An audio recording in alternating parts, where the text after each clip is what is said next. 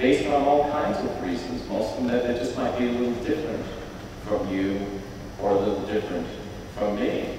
Some people think it's kind of okay to do that to other people. We're going to talk about that. And I'm going to give you some tools that you can use so you can avoid being bullied, that you can stop bullying people if that's what you're currently doing. And then if you see bullying take place, I'm going to give you some tools, some things you can do to make it easier for you to do the right thing. But I want to blow a few things up. You know, in Mythbusters, they take a myth. So a myth is something that we think is true, but in reality it's not.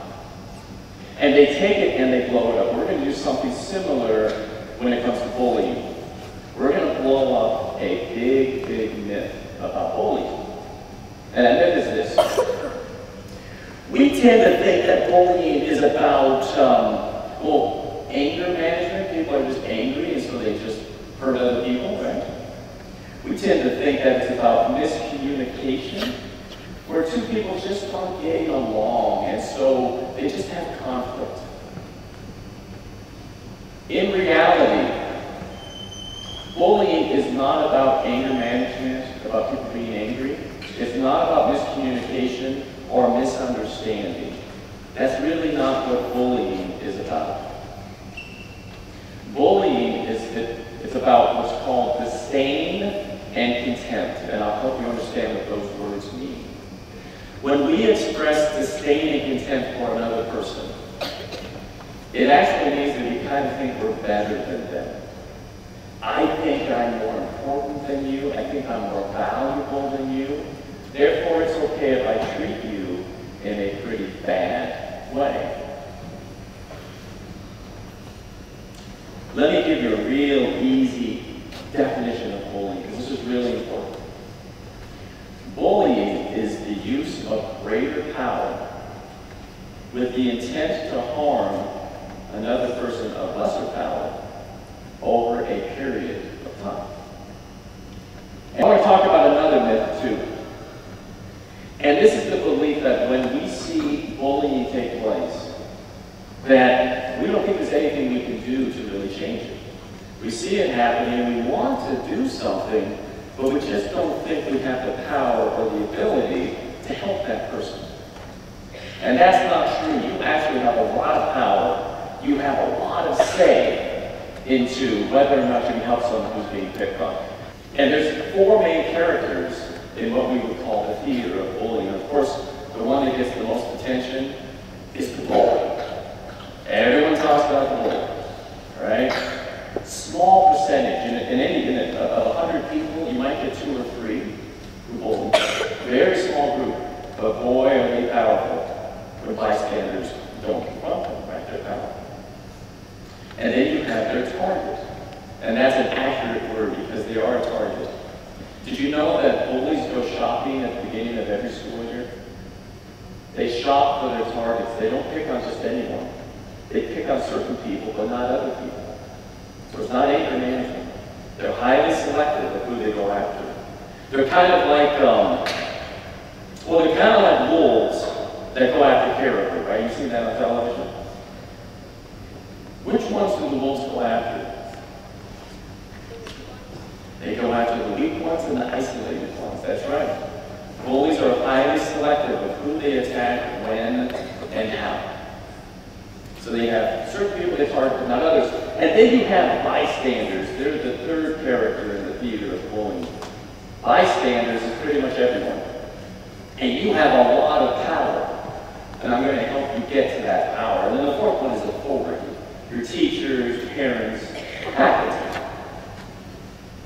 And bullies look for body language. They pick on people more from body language than almost anything else. The best people in the world say no to things. They're the ones we remember. They're the ones we make movies about. The best people in the world say no to cruelty and injustice. We call it bullycide. People taking their own lives because people were making fun of them.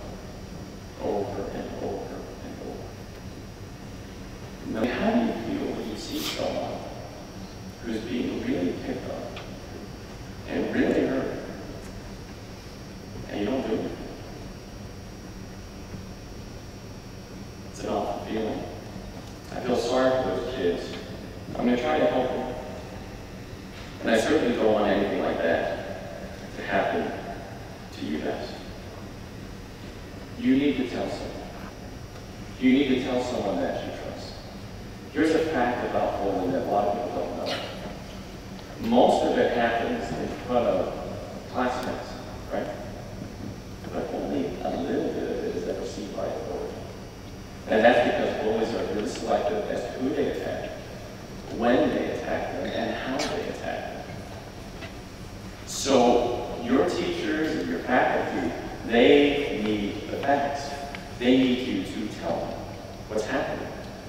A tattletale, right? You want to be seen as a tattletale. Whoever came up with this term, tattletale? I will tell you who came up with the term. Bullies came up with the term tattletale. Because bullies tend to lie, right? They tend to twist the facts. And they're very clever people in many cases, many times. So your classmates need you to report what you saw so that you can help them. Tattling is designed to get someone into trouble. Reporting is designed to get someone out of trouble. So courage means doing the right thing, even when you're scared to death. A lot of us think that we can't be courageous if we feel fear. In reality, we can't be courageous unless we feel fear. I got an amazing study that I want to tell you about. That in 10 cases of bullying, just like that, if one person uses strong, assertive, but non-violent words, leave him alone, leave her alone, that's wrong, stop it. That incident of bullying will end 6 out of 10 times. If one person does it, you don't even have to be popular, and you don't even have to be all that big. I'm not that big of a person. Greg's so much bigger than me.